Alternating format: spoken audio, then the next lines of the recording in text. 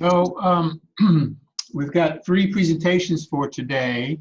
Would the presenters please, from each team, please identify yourself by unmuting and get ready to upload make sure you have your slides ready to go. I guess our first presentation today is going to be, Carrie, do you have the order of presentations today set?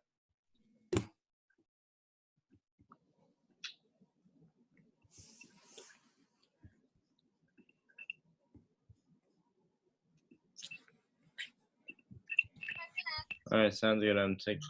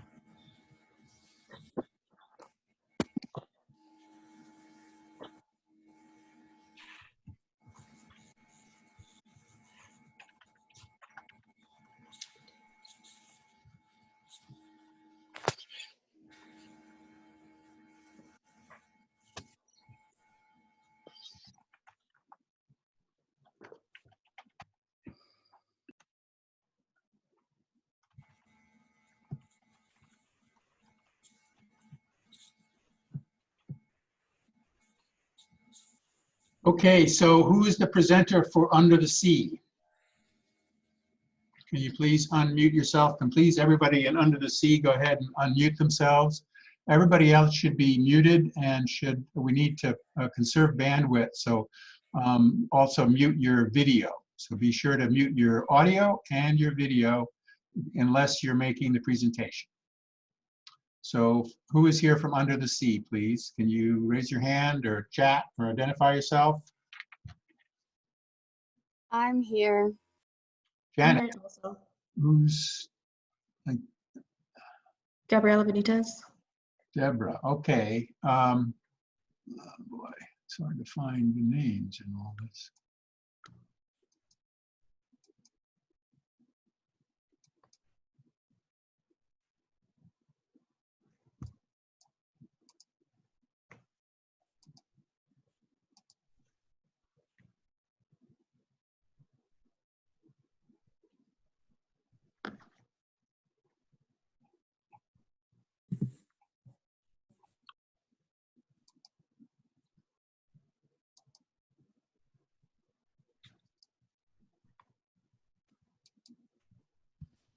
Deborah, what is your video? What does your thumbnail say? What name does it have on it? Or it's Gabriela. Gabriela. So, Yeah.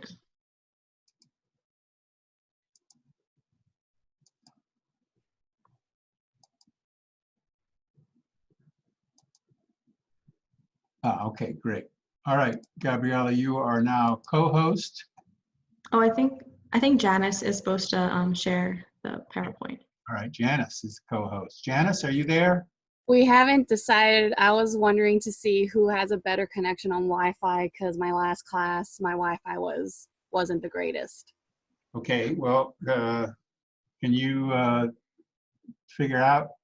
So all of the people on Under the Sea should be unmuted, and please take a quick, have a quick huddle and figure out who's going to be the presenters, the actual person to run the slides.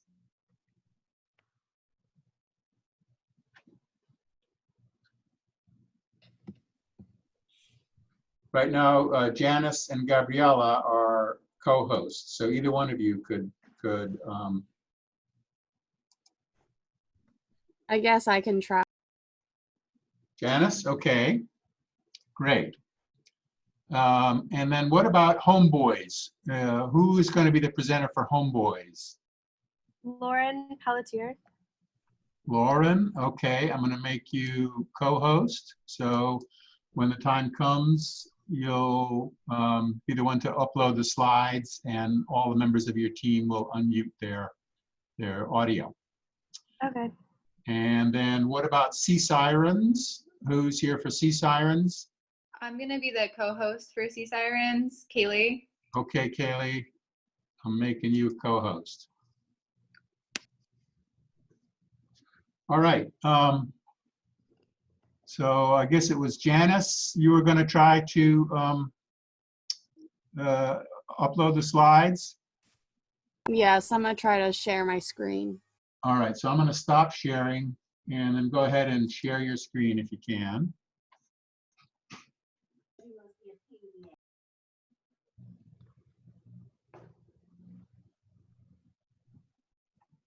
Okay, and then you need to switch to presenter mode.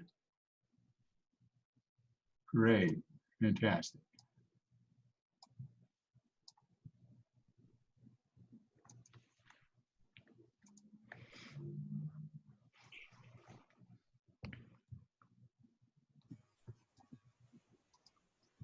All right, so we're just about ready to start. There we go. Everybody sees this, right? Yeah, we see it. Okay. I certainly see it. It looks good. Dead zones. And this is team under this. You need to have your team. So this is team Under the Sea.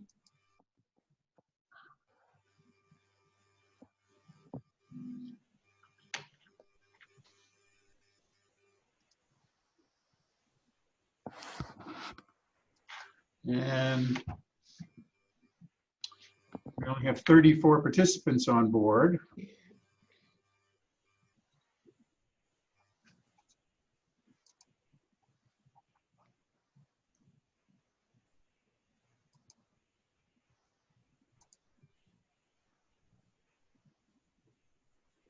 All right, why don't you go ahead and get started Under the Sea? So who's doing the introductions? And I'll start a timer for you now. Our topic is dead zones. My name is Gabriela Benitez, Melody Larson, Janice Estrada, Cameron Colvin Reese, and Danielle Roden. Janice, next slide. We're going to start off with the outline of the presentation. The introduction will explain what a dead zone is. Life in the dead zone will describe the conditions of life in these areas. The anthropologic causes are the human-induced effects. We'll also explore the Gulf of Mexico dead zone and go over solutions and recommendations that will discuss ways to prevent creation of these zones and ways to help these areas. Janice, next slide. So what are dead zones? They're also known as hypoxic zones. It's a natural occurring phenomenon. It can occur in both ocean and lakes with low oxygen levels that are unable to support diverse marine life. They have increased in frequency and magnitude and has been linked to human influence. They also cause mass loss of marine life, and which leads to loss of diversity. Janice, next slide. The natural cause of these dead zones can be coastal upwelling. They can increase the amount of nutrients at the water surface. Coastal upwelling occurs as surface winds push water away from an area, and the water at the surface tends to be warmer and it's moved offshore. Then the deeper nutrient-rich water rises from beneath the surface to replace this water. This water is also cooler in temperature.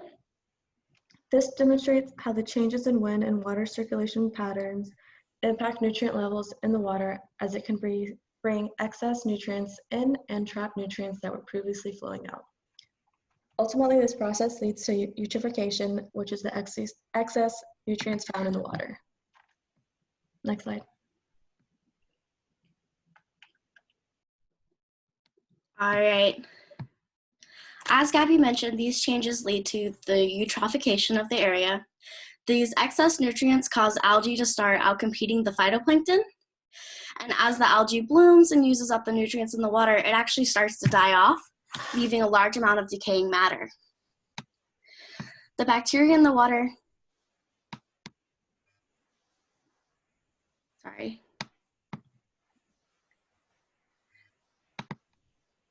The bacteria in the water feeds on this matter, and that actually uses a lot of oxygen and releases carbon dioxide into the water. This change in concentration causes a lack of oxygen in the area, otherwise known as hypoxia.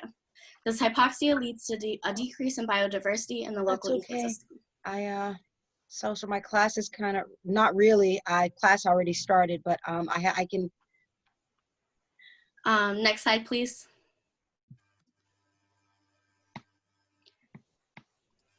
Okay, what happened with the police? With the police and somebody, you said your house was robbed?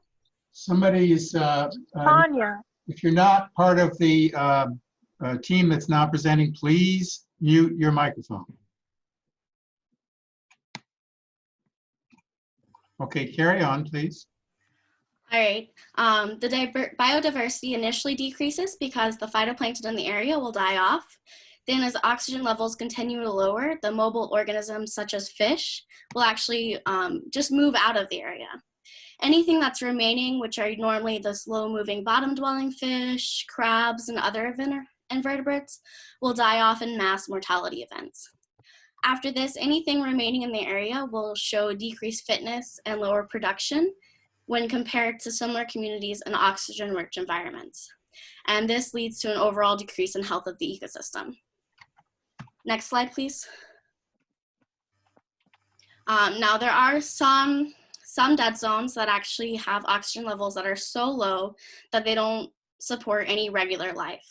And in these areas, there are really cool bacteria that actually use anaerobic respiration to produce energy and oxygen while using the carbon dioxide in the water. And some scientists actually believe that there are more natural dead zones than previously believed, but they're kind of masked by these anaerobic bacteria that produce oxygen. Next slide. Okay, so I'm talking about the anthropological causes of algal blooms. These algal blooms are caused by nutrient runoff. The majority of these nutrients are made up of nitrogen and phosphorus. In the next slide, I'm going to be talking more about where this runoff comes from. So basically, the nutrient runoff enters the water, algae absorbs the nutrients directly through this water, and then because of all these excess nutrients, there's an increase in the growth of algae and green plants. This is known as eutrophication. Basically, the more algae that grows, others must die. With more food, there's more bacteria, and this leads to a higher usage of the dissolved oxygen in the water. So when there's a decrease in the dissolved oxygen, fish can't survive, and the decreased oxygen leads to a hypoxia in the water. Next slide, please. So urban development is a large cause of these algal blooms. Basically, like I said, the nutrient pollution is what creates these algal blooms. It comes from runoff. As you can see, there's agricultural runoff. So basically, there's animal manure and chemical fertilizers are used to grow crops. This is made up of nitrogen and phosphorus. And believe it or not, up to half of the fertilizer that's applied to these crops is not absorbed. So there's a large amount of runoff coming from agriculture. And then urban runoff, basically their city landscape has a lot of hard surfaces like roads and roofs and sidewalks and things like that. The rain will fall onto the city, run off of these hard surfaces and into the local waterways. Wastewater, sewer and septic systems treat large quantities of waste. Sometimes these systems don't work, or sometimes they simply just don't remove enough nitrogen and phosphorus. And lastly, residential runoff. This will come from fertilizers, pet waste, even soaps and detergent can contain nitrogen and phosphorus. Basically, it's very similar to urban runoff. So all of these roofs and sidewalks and things like that are hard surfaces and landscapes. So they really help the rain when it comes down to just bring all of the nutrients. You can right use into my the AirPods water. too.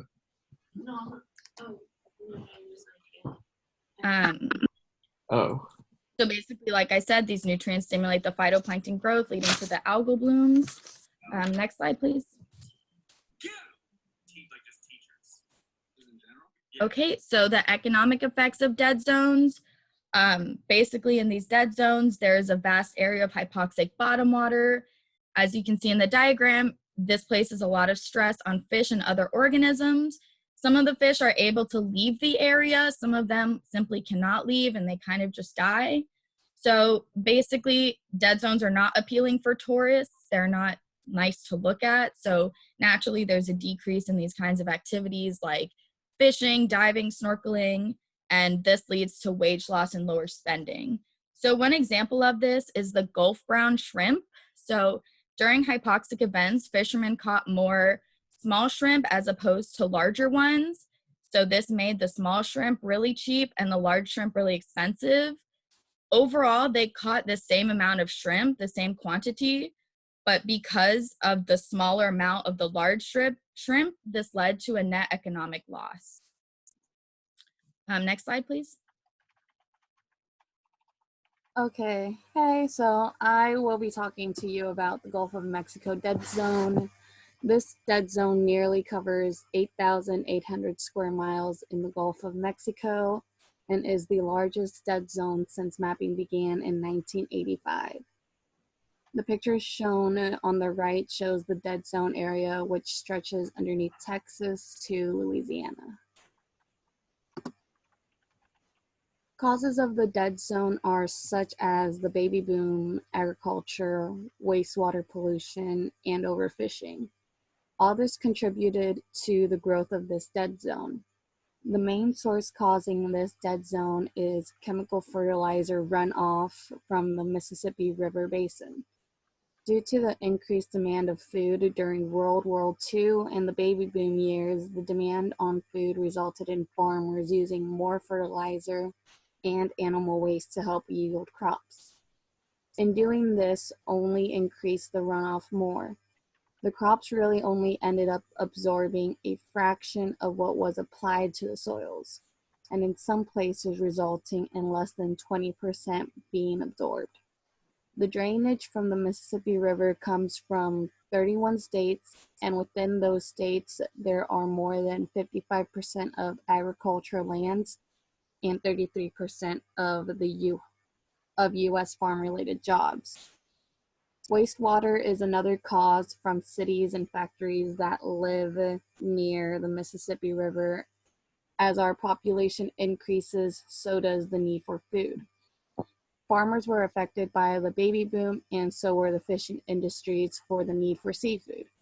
This caused them to overfish to satisfy the communities, but did not think about the after effect. As fishes die due to the agriculture effects and wastewater pollution, the less there is to fish. The image on the bottom left side, you can see where and just how much cities and farms there are all along the Mississippi River. The cities are noted by the red and the farms are noted by the lime green color. As you can see, farms are the dominating factor here. The top image shows the Mississippi River a bit better and how all the states are connected by it. Effects of the dead zone in the Gulf of Mexico are such as lack of seafood, lack of oxygen in the ocean resulting in destroying the marine ecosystem. This increase in fertilizer use led to an increase in fertilizer runoff from the Mississippi River drainage basin. These chemical fertilizers contain high amounts of nitrogen, phosphorus, and silica, which in excessive amounts led to an algae bloom, which outcompetes phytoplankton for the oxygen in the water. This bloom leaves behind higher amounts of decaying organic matter, which leads to an excess of bacteria feeding on it and using the remaining oxygen in the area. Bacteria then breaks down the dead, producing carbon dioxide, which results in it consuming massive quantities of oxygen. All of these effects are destroying the marine ecosystem and threatening the 3.1 billion commercial fishing industry. The problem is not so much unsafe seafood, but no seafood. The image on this slide shows a picture of the process. As the Mississippi River flows to the Gulf, microscopic organisms that feed on nitrogen boom. When they die, they deplete the oxygen in the water. Sea creatures that can flee the area do so, while as the ones that cannot ultimately die. All right, so solutions and recommendations. As previously mentioned, dead zones can be caused by agricultural runoff like excess fertilizer, and a solution to that would be using eco-friendly fertilizer. So that's like using like naturally occurring fertilizer or using phosphorus-free fertilizer, or just applying the right amount at the right time in the right places. There's also been a lot of advances in technology in aquaculture, and it's also important to educate and teach about dead zones so people know what's happening in our oceans and also how to prevent it from getting worse. For example, they or you can eat less meat, which sounds like it has nothing to do with dead zones, but meat is a resource-intensive food, and meat's a big business. So it needs a lot of land and thus a lot of fertilizers, herbicides, etc. You can also support your local organic farms and look at how your own ecological footprint and see how you could be contributing and how you could make more sustainable choices. Next slide, please.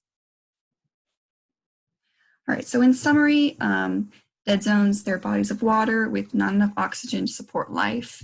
They're primarily caused by excess nutrients or eutrophication from agricultural and industrial runoff, but also they can be caused by coastal upwelling and changes in wind and water circulation patterns. This in turn forms algal blooms, which take up nutrients in the water, and the death of these blooms leaves behind decaying organic matter, which increases the amount of bacteria in the water, which then takes up large amounts of oxygen, which is hypoxia. And this lack of oxygen leads to a decrease in biodiversity because marine life cannot live there or they relocate. And also, as Janice talked about, the Gulf of Mexico dead zone, it's one of the largest in the world, and it has a large effect on us personally because it is, not that far away from us. And then, as I just talked about with solutions and recommendations, one of the best ways to help prevent dead zones is to reduce nutrient runoff and watch our ecological footprint and see what we're or how we are contributing to pollution. Next slide, please. And there's our bibliography.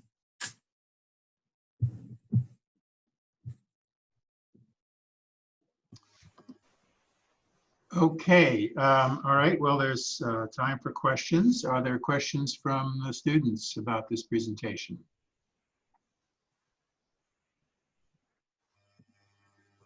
If you have a question, go ahead and unmute and then, or press your space bar and you'll be able to speak temporarily. Yeah, I have a question. I did my project also on eutrophication, and I did connect it to fisheries and maintenance of fishing. And I was wondering if you guys believed that if we maintained like fishing in the Gulf of Mexico, that it would cause an impact. I know you guys said that nutrient runoff is like the most important, but would you think it would have any effect on these algal blooms?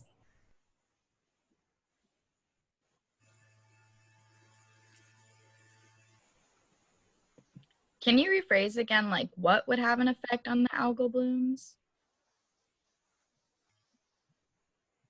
If we like maintained like fishing, like let's say if we like stopped like oyster fishing in the Gulf of Mexico, or something that would, you know, cause like a change in fish population, or even filter population in the Gulf of Mexico.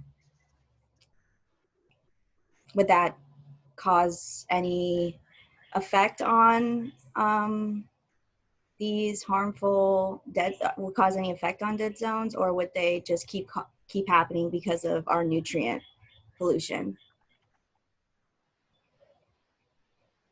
Does that make sense? I think the question is, you know, do the fisheries themselves, you know, whether they're being, you know, overfished or whatever level they're continuing, does fishing have an impact on the size of dead zones? Isn't that what I think the student is trying to?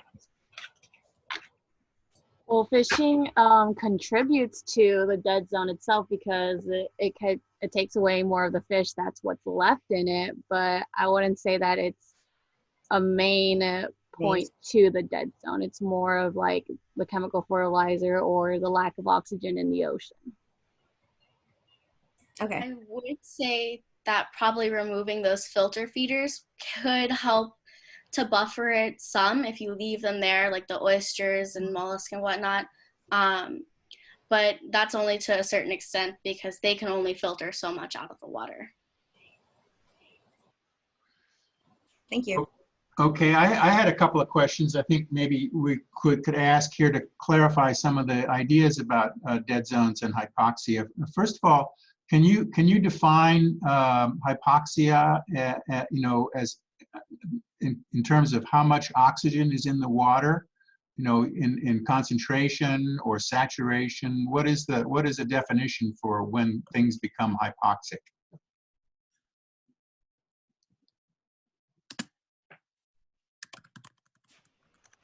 I'm not sure about the level of oxygen in the water, but I know it's just, it's too low to maintain fish populations. And if fish populations, like if there are still some surviving, they still move from the area, which leaves these areas with dead zones because there's just not enough biodiversity or just enough organisms in the area. Does anybody in your group know the level, sort of the official definition of hypoxia? I think it's less than 2 milligrams per liter or 2 parts per million. That sounds about right. And so above that, most organisms can survive, but below that level, you start to have severe stress and it kills animals. Now, the other thing about dead zones is, you know, you showed a map of where they are. Does that imply that the ocean is completely dead from top to bottom within that region? Or completely hypoxic from top to bottom?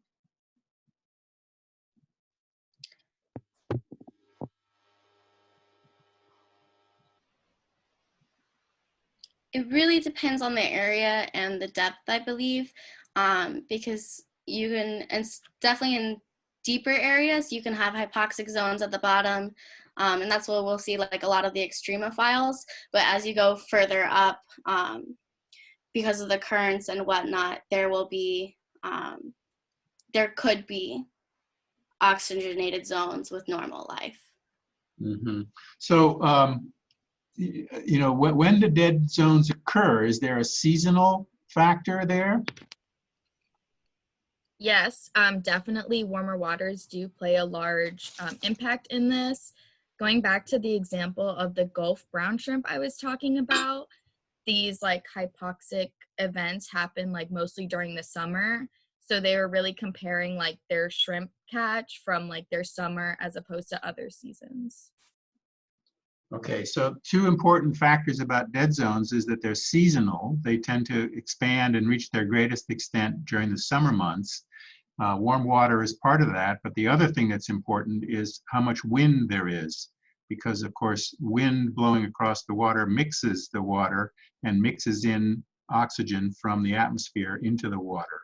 So the way that dead zones occur is you have long periods of low wind during which there's runoff producing plankton growth, phytoplankton growth, and algal growth in the surface waters. When those organisms die, they sink to the bottom, and the bacteria that would break them down run out of oxygen.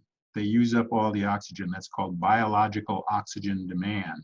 And that's a problem in eutrophic systems anywhere in aquatic ecology. And so what brings the dead zones to an end typically is at the end of the summer, you start getting summer storms and windy weather, and that mixes new water containing oxygen down to the bottom. So dead zones are typically at the bottom of the ocean, and the animals impacted at the bottom of the ocean are the ones that can't swim. So shrimp don't swim, and so they are impacted by dead zones. Crabs, crustaceans, gastropods, mussels, oysters, those kinds of animals that are stuck at the bottom are the ones that are most likely to be heavily impacted by hypoxia. Does that sound right? Yes. Okay. Okay, well, let's move on to our next presentation, and that will be by the Buoys, I guess. So everybody but the homeboys should please now mute your microphones, and whoever is making the presentation should share your screen. Great.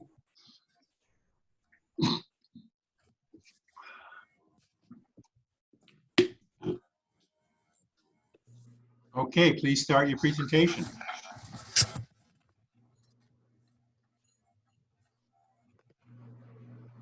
All right. Hi, everyone. For our group presentation, we will be discussing the cascading effects of the 2010 BP oil spill. Next slide, please. So we will be discussing many impacts of this, including the biological and ecological impacts, economic impacts, and long-lasting effects of this, as well as some recommendations to prevent similar tragedies in the future. Next slide, please. So for a little bit of background, offshore drilling in southern Louisiana really began after World War II. This declined after the oil prices crashed in the 1980s, and the industry was revitalized in the mid-1990s because there was increased demand for oil in Asia, technological advancements in drilling, and federal incentives to drill for oil offshore. So in the oil rig, so on April 20th, 2010 was this oil spill. That evening, there was natural gas that was able to burst through a weakened concrete core in the oil rig. These concrete cores were installed by Halliburton, and the concrete was made using nitrogen gas to cure the concrete faster, which resulted in weaker concrete and allowed this to happen. So natural gas burst through the concrete core and ignited. This ended up killing 11 workers and eventually sunk the rig and sent oil spilling all throughout the Gulf. This, to date, is the largest marine oil spill that has happened, and there's many far-reaching effects of this on wildlife, ecosystems, industries, and economies. Next slide.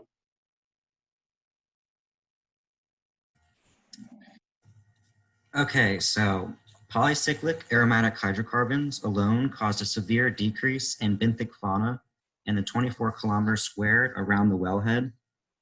The dispersant most heavily used was Corexit 9500, which consists of heavily distilled light petroleum. When it binds with oil, it breaks into smaller particles that are easily digested by marine microfauna and expounds on its latent toxicity. Deep sea corals less than 20 kilometers from the wellhead were covered in flocculants and stressed to the point of a semi-permanent weakened state or even death. Crabs and shrimp were the only epifauna observed on the affected seafloor after the wellhead failure. Even then, most crabs were not in a healthy state. Microscopic oil and dispersant particles re-entered the benthic ecosystem as marine snow and were consumed by microorganisms in the sediments. Next slide, please. Much of the oil that escaped the Macondo wells spent a longer time in the water column than anywhere else. It had to travel vertically through the water column where it was then diffused and affected by dispersants before it reached the coast, sinking it back into the water column. This left the pelagic zone as the highest affected ecosystem by the spill. The spill happened during many pelagic fish's spawning season, around April to July, so many larval fish were lost. The red snapper is an example of a commercially important species that was heavily affected at the larval stage. Genomic and physiological damage included cardiotoxicity in heart muscles, external skin lesions, and PAH absorption in larger fish species such as red snapper, tuna, and amberjack. Plankton and other microorganisms, copepods to the right of the slide, are the basis for the marine food web. Carbon from the oil has entered these planktonic systems. The combination of crude oil and dispersants decreases phytoplankton's photosynthetic efficiency and stunts their growth. Phytoplankton are responsible for roughly 70% of the world's oxygen production. Hydrocarbons from the crude oil were used in part by sargassum species, which were then transported to the Sargasso Sea, which is habitat and a source of food for many open water marine organisms. The sargassum seaweed itself was heavily impacted with a decrease in biomass and overall abundance. Juvenile marine megafauna and larval fish use sargassum mats as shelters in the open ocean.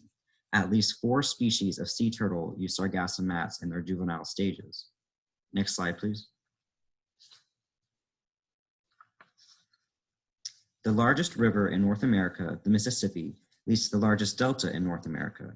Highly biodiverse, it is labeled as comprising 40% of the coastal wetlands of the US. Fortunately, the massive outflow of freshwater from the Mississippi actually kept oil away from the shore, but unfortunately kept it concentrated in the open ocean. Around 790 kilometers of the Gulf Coast was still contaminated. Carcass sampling determined laughing gull, royal tern, brown pelican, and northern gannet as the most affected bird species in the Gulf. Smooth cordgrass and black needle rush, which are often the primary vegetation in a salt marsh ecosystem, experienced decreased stem density, decreased above ground biomass, and overall less chance of full recovery. There is a loss of habitat for marine arthropods and gastropods, as well as extensive shoreline degradation due to erosion from loss of root and stem structures brought on by sickness in the wake of the oil and introduced chemicals. It's difficult to explain the biological complications and ecological effects brought on by the Deepwater Horizon disaster, as nearly every organism within the spill's radius was impacted in some way, and even then, ocean currents transported oil elsewhere, especially throughout the Gulf Stream. In some cases, impacts are still being recorded to this day and will be for some time. Next slide, please. Okay, the area in which most of these impacts have combined to be the most evident is that of the economic scale. So overall economic effects of the oil spill totaled up to estimated losses of up to $1.6 billion and 9,315 jobs in the first 8 months after the spill. And this, of course, occurred due to the biological and ecological impacts and the consequent 88,522 square miles of closures, which, for example, made up 55% of Louisiana's state waters, 95% of Mississippi's, 40% of Alabama's, and 2% of Florida's. This led to serious drops in fishery landings, as well as the Gulf tourism industry losing up to $22.7 billion. Because all these waterways and beaches were closed, there was nowhere to fish or vacation, and an oil spill isn't exactly great at attracting consumers, whether they're coming to the Gulf to vacation or to eat seafood. Next slide, please. So losses in tourism. As I said, 60% of hotels in Louisiana, Alabama, Mississippi, and Florida experienced cancellation, and 42% had difficulty booking in the future.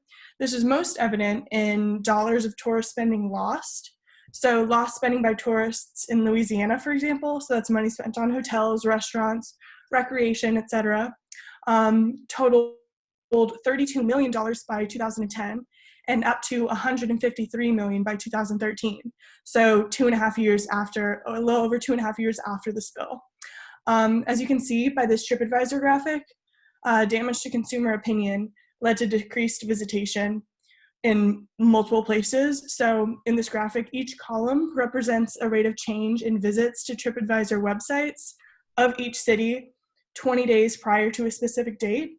So the general trend is an average decrease in site visitation. Like for example, Pensacola saw a 41% decrease 20 days before the 20th of May. So the period like just after the spill, which increased to a 52% decrease in the following months. Gulf Shores, Alabama saw a 19%, which increased to 47 and 65% decrease. And even places that weren't directly affected by the spill saw a decrease, like Miami, for example. But damages to consumer opinion were also evident in the fishing industry. And the marketing changes in this area make up for some of the most significant portion of losses. Next slide, please. So losses in fishery landings because of closures and the biological damages inflicted on species fished for consumption, landings and revenue plummeted in the period immediately after and following the spill. So shrimp, for example, as you can see, that second red line marks just into May of 2010. So a little after the spill, there's a huge drop in landing like per pound of shrimp. Louisiana, for example, saw a 65% drop in shrimp landings. And like multiple other industries, in fact, most other Gulf fishing industries, there was a general positive trend after this initial drop, which occurred mostly because, of course, the waters are reopening gradually and fisheries are trying to fish more to make up for losses. But this did result in shrimp, for example, as well as other industries, price elevations, which persisted for a while. Okay, next slide. Oyster, which is another species prevalent in the Gulf, had a little bit of a different experience. So again, like if you see just after May of 2010, there was that immediate drop due to closures, and Louisiana saw a 54% decline in landings then. I keep mentioning Louisiana because obviously due to proximity, it has experienced some of the worst drops in landings. But instead of a positive trend post-spill for increasing pounds landed, there was a decrease. And this occurred, of course, there was an original increase, just like in shrimp, to make up for losses, but it ended up decreasing due to the damages to oyster populations, which was a little more pertinent than shrimp and other species, but especially due to prevention of pollution in estuaries in Louisiana. So efforts to prevent this pollution led to a salinity decrease and the death of up to 50% of Louisiana's oyster crop. So although they started landing more, it ended up plummeting due to attempts to prevent plummets. And Louisiana consequently saw a 51% oyster revenue drop from 2009 to 2010. And besides just losing money in the period after the spill, these economic impacts have persisted due to damages to consumer opinion, as I mentioned earlier. For example, 70% of surveyed consumers have expressed concern about the safety of Gulf seafood, 23% have reduced consumption, and by 2016, so relatively kind of recently, many producers have moved from Gulf supplies permanently, so we won't expect to have them purchasing Gulf seafood again. Next slide. Okay, there have been studies that show that the oil spill not only affected the environment, but also the people involved in the cleanup and the residents who live in the Gulf. Around 53 million residents were put at risk for exposure to crude oil and harsh chemicals, as well as contaminated food and water. The long-term effects of the BP oil spill are still being studied to this day. However, it can be seen so far that the chemicals in the oil have caused low platelet counts and other issues in the human body. Many people involved in the BP oil spill cleanup have been recently tested, and most of them show signs of low functioning hepatic, pulmonary, and cardiac muscles or organs, which they did not have initially after the spill when they were first tested. People living in affected areas showed nausea, throat infections, nose and eye irritations, as well as migraines and headaches. The sign in the picture which is the bottom left picture. The sign says, "Health advisory, the public is advised not to swim in these waters due to the presence of oil-related chemicals." And that was in Mobile, Alabama. And the top picture is of people cleaning oil off of the beaches in Louisiana. And then the bottom right picture is a cleanup worker cleaning oil out of the marshes in Louisiana. Next slide, please. The BP oil spill has lasting impacts economically, biologically, and ecologically. The shores of Louisiana, Alabama, Texas, Florida, and Mississippi were all affected by the spill. Like I said before, around 53 million residents of the states were put at risk for exposure to crude oil and harsh chemicals. But the spill also hurt the already fragile ecosystems in the Gulf, as well as killed or injured many species such as seabirds, sharks, dolphins, as well as some endangered species like manatees and sea turtles. Ultimately, the BP oil spill has caused detrimental effects on the Gulf of Mexico and its ecosystem. In these pictures, the picture on the left shows that's the oil spill as seen from the International Space Station.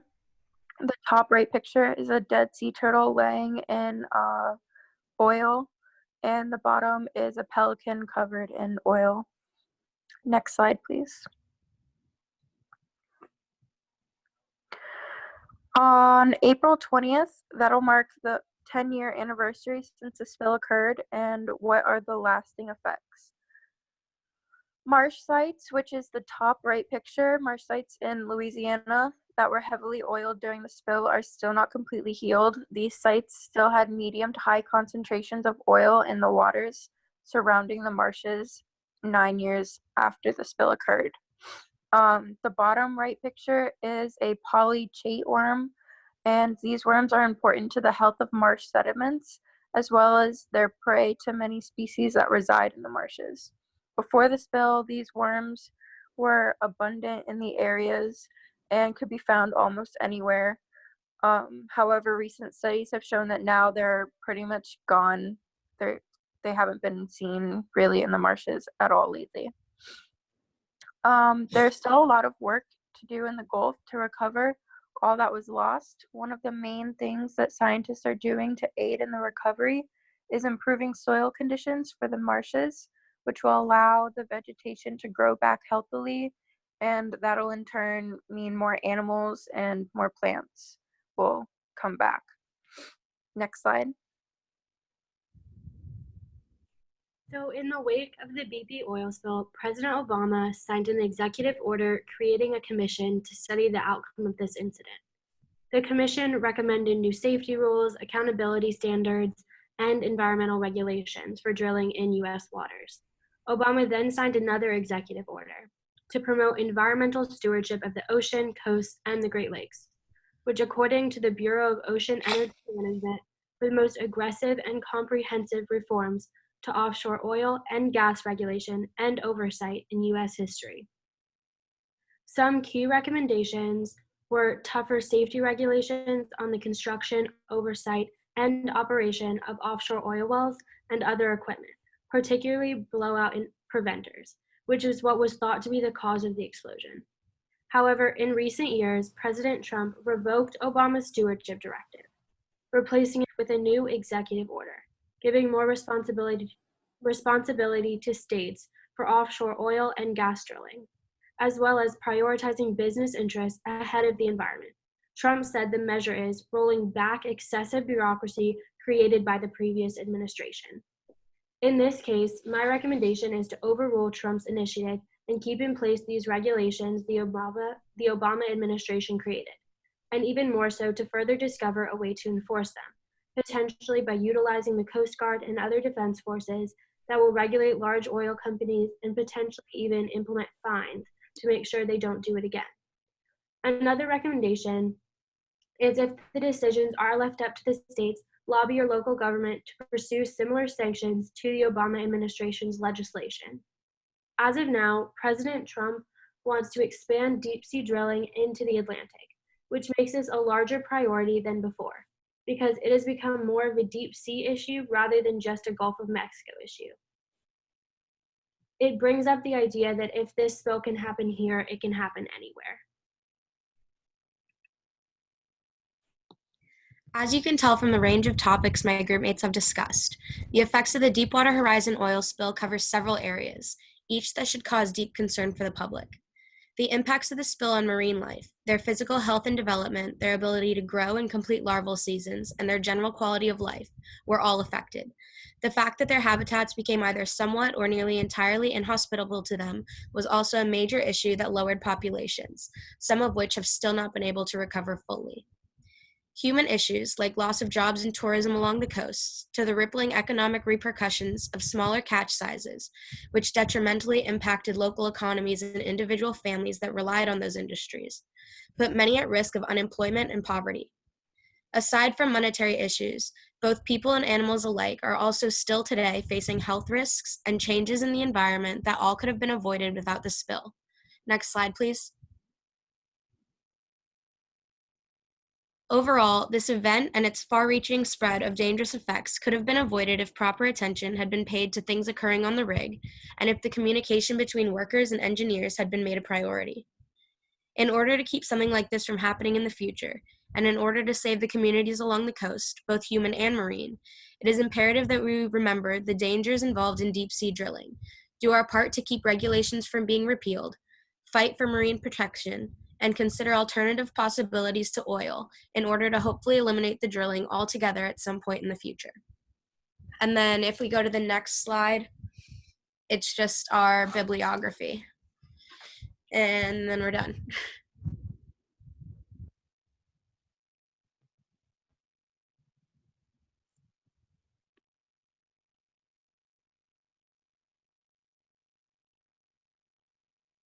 Professor, if you're talking, they can't hear you. You're muted. Yeah.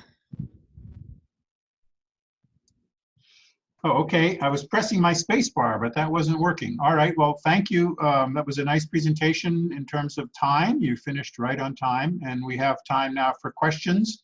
If any of the class would like to ask questions, and then I'll have some questions when they're done. So please unmute yourself and ask a question if you have one.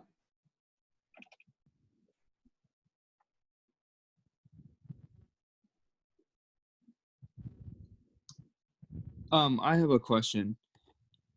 I was wondering how this oil spill compares to the other spills that have happened and like the rankings of it, and like how much oil was spilled out.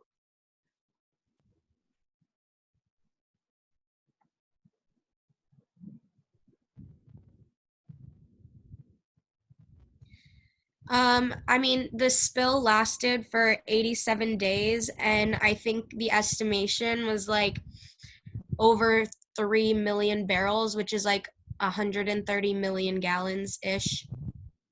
I don't know the exact ranking in comparison to others, but I do know it was a considerable amount. It's the largest marine oil spill to date. Yeah, I'm pretty sure it was like more than 200 million gallons of the oil was pumped into the Gulf. Wow, that's crazy. Thank you.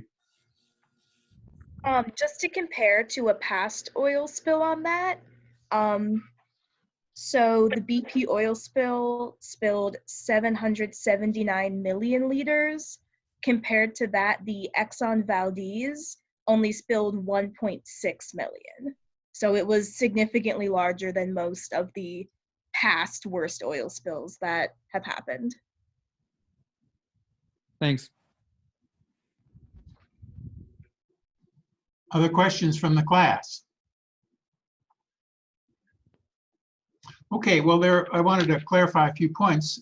You've raised a lot of interesting and important facts here, but there are a couple things I think you might want to state just to clarify the difference between, for example, the Exxon Valdez spill and the Deepwater Horizon BP spill.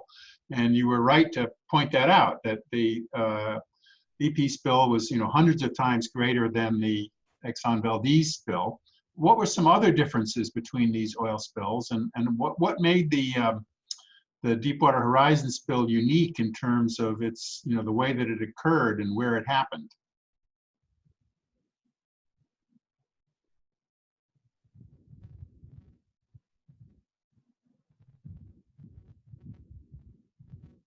Of course, one thing that's unique about Deepwater Horizon as opposed to other pretty significant marine oil spills is the fact that it happened in the Gulf of Mexico, and it's obvious the Gulf of Mexico is obviously a very productive region. As I'm sure we all know, anyone from Florida knows, there's just so much tourism on the coast.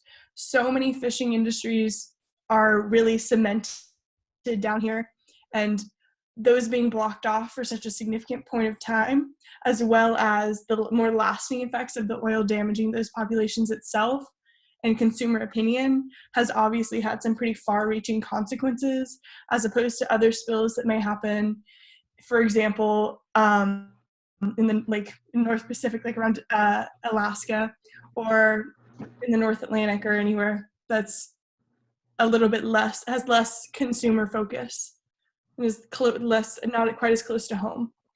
Something else is that the Exxon Valdez was a tanker that tipped, so it was a set amount of oil, but Deepwater Horizon was a wellhead that kept spilling out oil, and so they were much more desperate to stem, the oil that was coming out, and so they were more likely to try putting a bunch of dispersants on the water, trying a bunch of things they haven't before in order to hide the oil or to stop the spill from continuing in Deepwater Horizon. Okay, well, another important point about two important points about the Deepwater Horizon spill. First of all, there's a big clue in the name, deep water. So this spill happened, the well blew out, and the well was drilled in water that was 1,500 meters deep, approximately. And the fact that it was such deep water meant that responding to this spill logistically, was just very, very difficult by the fact that everything had to happen at this very great depth. And so that was one big problem. And then also the oil was released right at the seabed, right at the bottom of the ocean, and it reached the surface through these plumes of oil and gas that were gushing out of the broken well. Not all of the oil reached the surface. In fact, only about 25 to 30% of the oil that came out of the bottom actually made it into the surface ocean, and the rest of that oil was dispersed in plumes of oil that spread out at depths of 1,200 or 1,000 meters. And those deep water plumes were the source of a lot of the impact to the benthic zone. So that's an important factor. The other thing is that the Deepwater Horizon location, or the location of the site, was about over 100 miles from the closest land. So that meant that there was a very distant, difficult scene to work, very different from the Exxon Valdez. The Exxon Valdez, of course, happened in shallower waters, and but in a very pristine natural system. So the Gulf of Mexico has had a lot of environmental impact from human activities, whereas the Prince William Sound, where most of the oil from the Exxon Valdez hit, was almost totally wilderness. And there were many, many sort of nesting bird colonies and great densities of wildlife that was impacted. So even though the difference in the amount of oil was pretty significant, much more from Deepwater Horizon, the Exxon Valdez had a great impact on seabirds and populations. I really liked your point about the fisheries, the oyster fisheries, and the fact that a lot of the oyster fisheries haven't recovered. One of the things that people say, looking back, is that, oh gosh, the Gulf of Mexico is very resilient. And the fact that it's, we've recovered to the extent that we have is a measure of how resilient it is. How do you respond to that? Do you think the Gulf is a resilient system, or do you think the impacts are long-lived? Is there a change in the baseline, in your opinion? I think a pretty important factor in quote unquote resilience is how much interest large companies that have a lot of money to support reconstruction like how interested they are. And obviously there's a lot of large industries that are very invested in the Gulf of Mexico and obviously very willing to fund. For example, just I forget what the dollar amount, but the billions of dollars that BP had to pay back to all these industries after Deepwater Horizon was pretty significant. And because it's not only just a pristine area for wildlife preservation, there's so many fisheries that are invested and tourism that's invested in this area. Those industries are willing to put more money back after a disaster. And thus it's a little bit easier to be resilient when you have support in that way. I think it's important to recognize that we're such an anthropogenically influenced ocean, the Gulf Coast, that our baselines were already shifted before the oil spill happened. So the recovery that we see is really just back to that baseline that was already weakened in comparison to 30 years ago or 50 years ago or 100 years ago. Yeah, great point, and maybe not even fully recovered, as you point out in the case of the oysters. I mean, I think that when I look back on this oil spill, the impact was at both ends of the food chain. So it impacted the fish larvae and the plankton that were living in the pelagic zone. It also impacted the benthos in deep water, but it also hit animals at the top of the food chain. For example, sperm whales. Before the spill, there was a population of about 1,500 sperm whales in the Gulf of Mexico, and the present numbers are about 750. So there was a huge impact on sperm whales, and we don't know what the cascading effects of removing top predators from the ecosystem is. And so I think it'll be many years before we can realistically say that the Gulf has recovered, or how much it has recovered or hasn't recovered. But okay, we need to move on to our final presentation, and that's going to be by the Sea Sirens. So everybody but the Sea Sirens should please mute their microphone. I'll mute my microphone. And whoever is doing it should go ahead and load up effects of hazardous waste on Earth's oceans. All right, take it away. I'll start your timer now. Okay. Well, good afternoon, everybody. We are the Scientific Sea Sirens, and today our group will be discussing the issue and effect that hazardous waste has on entering our oceans. We'll be discussing the preventative processes and how, as a global community, we can stop the dumping of hazardous waste in oceans, as well as how to restore the stability of the ocean following hazardous waste dumping. Next slide. Next slide. Our key points we'll be hitting will be what hazardous waste is, how it enters the ocean, how waste affects plants and animals, how to clean up a hazardous waste area, and where to go forward. Next slide. So what is hazardous waste? Hazardous waste has existed since the dawn of industrial manufacturing, and the use of hazardous waste materials were disposed of improperly. Hazardous waste is defined by the EPA as waste with properties that make it dangerous or capable of having a harmful effect on human health or the environment. There's two different ways that hazardous waste can enter the ocean. The first way being from a non-point source, and a non-point source is when a toxic chemical enters a body of water from many sources, such as machines, transportations, and factories.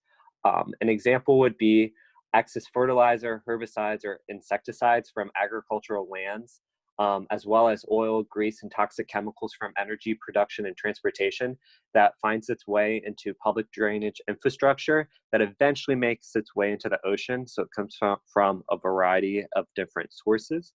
The other way hazardous waste can enter into the ocean is from a point source.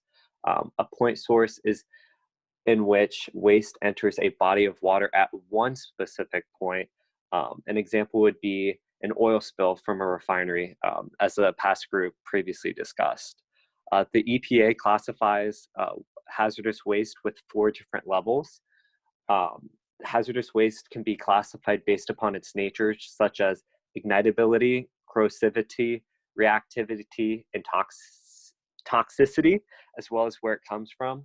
The F-level waste comes from common manufacturing and industrial processes.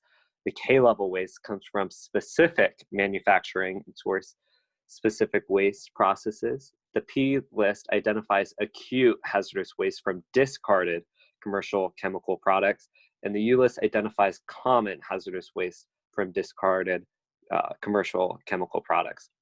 It's when these hazardous substances enter into the oceans that issues arise. Next slide. Okay, so how does hazardous waste enter the ocean? Up until 1972, ocean dumping was legal until the Marine Protection Research and Sanctuaries Act was implemented. Under EPA's regulation and approval, radioactive waste, industrial and sewage sludge, which is a byproduct of like semi-solid leftovers of water treatment plants.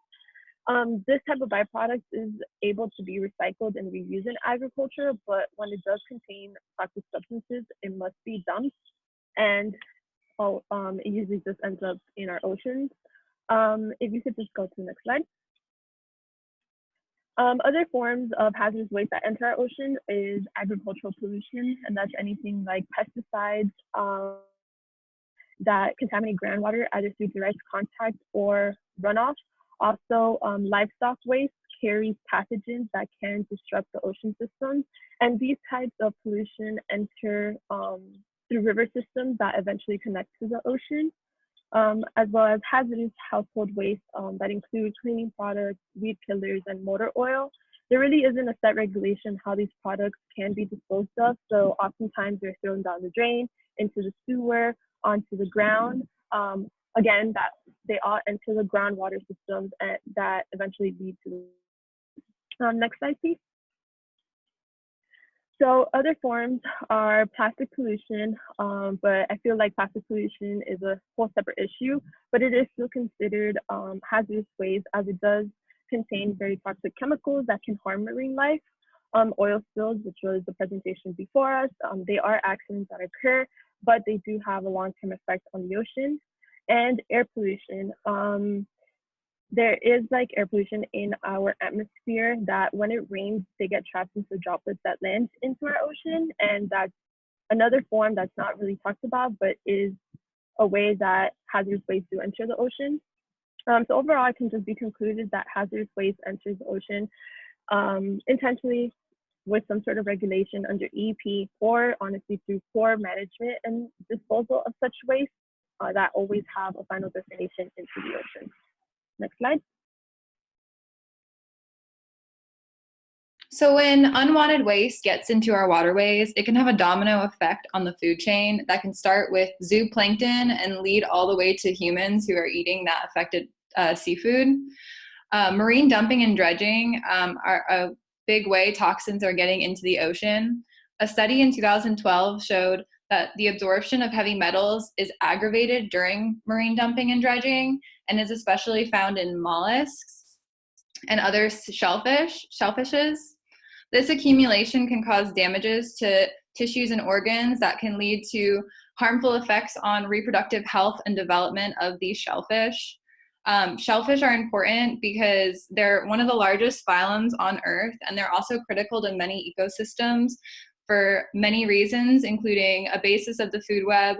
They purify water through filtration, and they provide a habitat for other forms of marine life, as well as many other important things. Mollusks aren't the only ones who are at risk. Plastic is also a hazardous waste and can have devastating effects on animals such as sea turtles.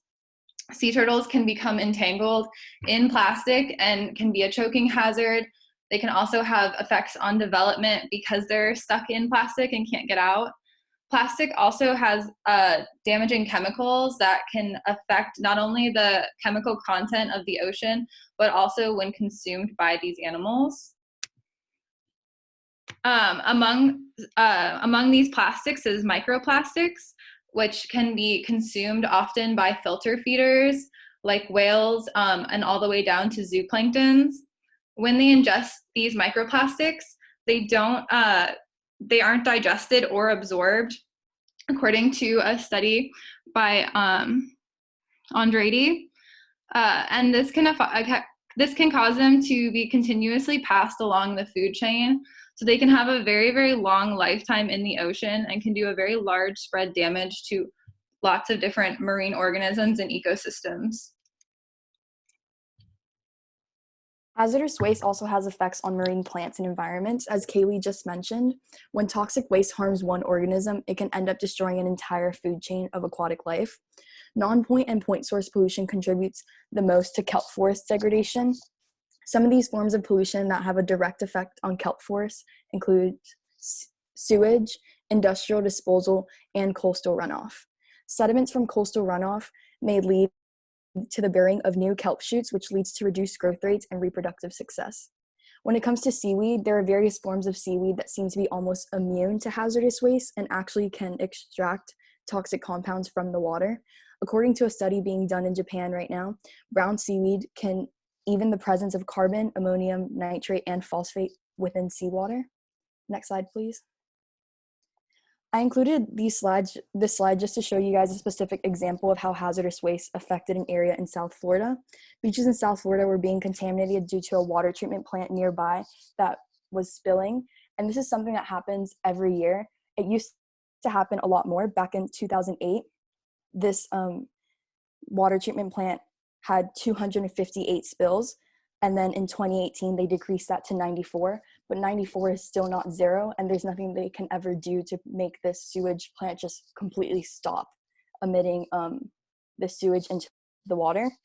Bacteria from the fecal matter that enter the water made this area unswimmable from many times throughout the year, and also if it is causing damage to us, you can only imagine what it's causing damage to these animals and plants within the water as well. Next slide, please. Yeah, so now we're going to talk about the cleaning up of the waste in the oceans. There are some different ways to clean up waste from the oceans, but I talk about recycling and the use of technology. The problem is there are many ways that isn't harmful to marine life. And when it comes to cleaning up hazardous waste, it can be very time consuming and costly. An example of this would be BP paid a couple billions for the damage they caused. And the lasting effects are still seen today, which the previous group talked about. Next slide. Recycling. So of course we all together can stop by recycling better, having better practices such as like not using plastic bottles and straws. Different examples could be like reusable bags, which we do, and like I know in Gainesville they use paper straws are like required, which we all can kind of go to. As my group's talking about, industry companies still are doing ocean dumping, even though like some are technically legal. It still does cause harm, and some do it illegally just to rid their dispose cost. An interesting recycling thing that I found was that plastics by a company called 4Ocean are getting transformed from beach litter into bracelets, which you could buy to like fund their project. And collectively they've got rid of 1 million pounds of plastics from our oceans. Next slide. So this is the coolest one that I thought, which is the use of technology to rid waste from the ocean. Company called Seabin, in the diagram here, I know it's kind of small, but this is an example of what they do. Created a machine that collects plastics from the surface, so it goes into the bin, but also like filtering out the water, like the oils from the water, and then recycling it back, like pumping it back into the ocean as clean seawater. The only downfall to that is that it has to be connected to a pump, which will like, but it is autonomous. But as a natural resource, open ocean tugs use buoys that act as a guide for ocean litter, pushing it to one area of the beach with no fuel, just the waves as its energy. Next slide. Oceans are now acidifying faster than they have in roughly 300 million years. And if we continue our current emissions practices, by the end of the century, the ocean could be 150% more acidic than it currently is. Oil from boats, airplanes, cars, trucks, and even lawnmowers find their way into ocean waters. Although some of this debris is dumped directly into the ocean, 80% of marine litter makes its way there from land-based sources. Next slide, please. Okay, so we would like to emphasize a bit further in regards to the what if factor of hazardous waste. To start off with the graph shown are predictions of plastic debris in the ocean and what the production of plastic is contributing to. Only 5% of the world's ocean has been explored. We can only imagine the impact that the anthropogenic effect has on the remaining 66% that is undiscovered. Researchers and scientists predict that the condition of our oceans will have a massive increase of plastic production and waste. Without a change on an individual or global scale, planet Earth will suffer and our oceans too. Though plastic is one of the main culprits that we can physically see, plastics have chemical contaminants and mentioned previously, point and non-point sources are the major invaders as well. Contaminants that stem from industries and companies increase the likelihood of bacterial infections such as E. coli and that are intrusive to our food webs. But not only that, the boost of contaminants have an effect on our algae blooms, which can cause overgrowth and cause major algae blooms, which is both harmful to humans, marine life, and a lot of ecosystems. The ecosystems become unbalanced. This in turn creates dead zones and affects our economy and a major resource that we depend on for food, and the ocean contributes to over half of the world's oxygen and absorbs 50 times more carbon dioxide than our atmosphere. We need our ocean to survive. As Not Sailing stated, in 25 years, people will have to throw on a hazmat suit to go surfing in order to protect themselves from all of the ocean's pollution and contaminated water. That quote is very strong because we need to understand that this is one of the main sources that basically has the most effect on the world, whether we know it or not, culturally and economically, and as well as for tourist reasons. But next slide, please. But again, this is a what if factor. Luckily, we can change and stop the problem in its tracks. Now, before it is too late, we can stop hazardous waste from the following recommendations. Having industries properly dispose hazardous waste in a more sustainable way, garbage output regulations, having individuals on an international scale cut back on non-renewable products, changing daily routines and products to ensure what you're doing on your part. And also, I wanted to include my own, which was for campus life to contribute back with organizations having something similar to Market Wednesdays would be Sustainable Saturdays on campus, to help build awareness for renewable products like tumbler cups, reusable bags for, grocery shopping or anything like that. Next slide, please. In conclusion, hazardous waste is an anthropogenic effect, and we need to understand that it affects marine ecosystems, marine life, and the entire ocean, but as well as our own lives. And not only but at sea, but inland as well. Majority of hazardous waste enters our oceans by poor management and improper disposal. It is our responsibility to put the brakes on plastics, fossil fuels, and start putting pressure on companies that are allowed to dump into our oceans and look for alternative ways so that we can all thrive and survive. Thank you.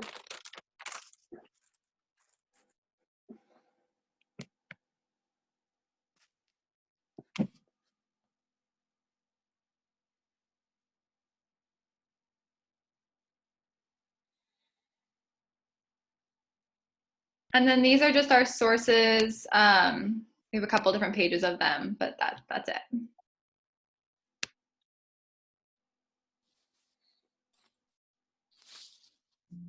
Okay, Great. Well, you have 2 minutes left for questions. So any questions from the audience? And then I'll have some questions of my own.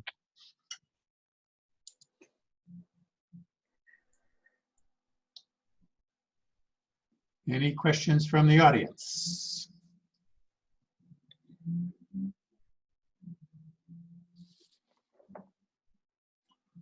Okay, well, let me ask a couple questions. I liked your conclusions and recommendations, but one of the things that struck me, particularly in terms of the plastics, and we heard from the earlier presentation on plastics, how much of the plastic pollution comes from fishing operations.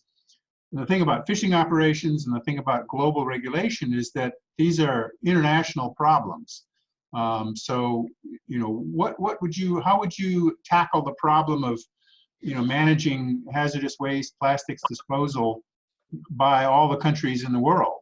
Because it's not just, if we can, here in Florida, we can say, okay, no plastic straws, but that doesn't stop, the amount of nets and traps and long lines that fishing boats dump in international waters. So how, what kind of approaches could there be for that international regulation? Hey, that's a great question, Professor McDonald. So the way that we view this is from two different ways. There's a top-down approach, and that can be from the UN or different governing bodies of where there's different governmental agencies involved with each other. And we would hope that there would be regulations in place that would take effect, that would encompass every business internationally to ensure that dumping of plastic waste and hazardous materials doesn't enter any of the ocean, whether it's the Atlantic, Pacific, what have you. And then our other point is a bottom-up approach. And we're big believers that people can sometimes be more powerful than the government in the terms of we have a larger majority, we're a collective. So I think a big thing is where the US and different global citizens place their dollars, and we start spending money in companies that take safe practices to ensure that dumping doesn't occur,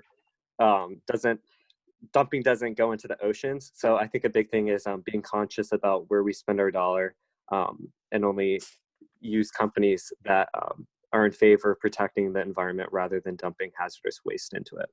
And to piggyback off of that, I feel that if we don't understand that the ocean is one of our biggest economic, inputs for all of us globally, Adam's definitely right.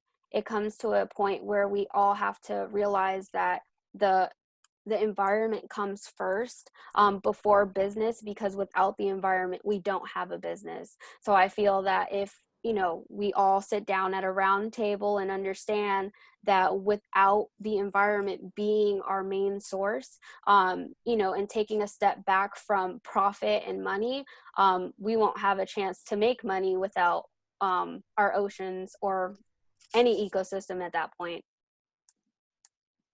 Okay, great. Well, these are great points. I wonder, just sitting here listening to you, I didn't sort of think of this beforehand, but one way to approach this would be to revisit the law of the sea, because the law of the sea, I think, was dated from the 1970s, was when that was first negotiated, and many countries are signatories to the law of the sea.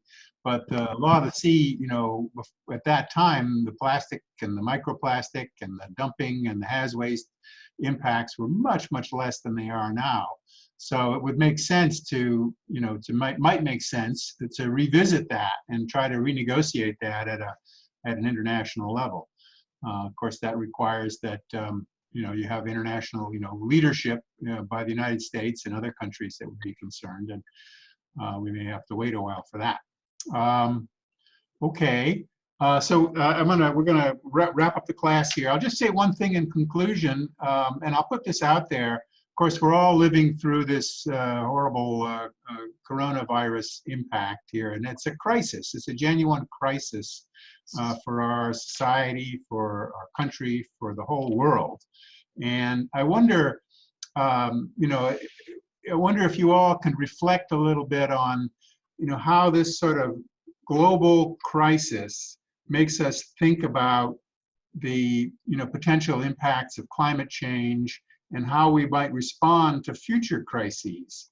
Are there lessons to be learned from the present situation that might be useful to us in the case that, you know, when we start having more impacts, if that does occur, from climate change? And, you know, I think we pretty sure that there may be some pretty severe crises that occur as a result of climate change, you know, in the coming decades. So that would be something I'd throw out there, and that might be a sort of a thought question or an extra credit question for the final exam.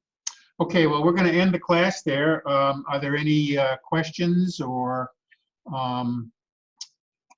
comments from anybody? Give you a chance to weigh in if anything's going on or anything you'd like to bring up before we close. Anything?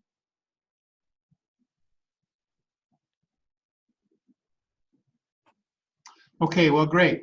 So we'll get these the quizzes from everybody posted. I think we had Carrie. Can you check in? We had quizzes from Homeboys and Under the Sea, didn't we? Or are we still missing a quiz?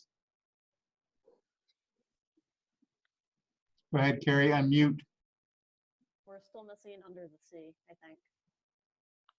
You're kind of muffled. What did you say? Under the Sea, we still need that. Okay, Under the Sea. Get your quiz question in, please, and so we can post that. And I'll go ahead and record this message and upload that to YouTube.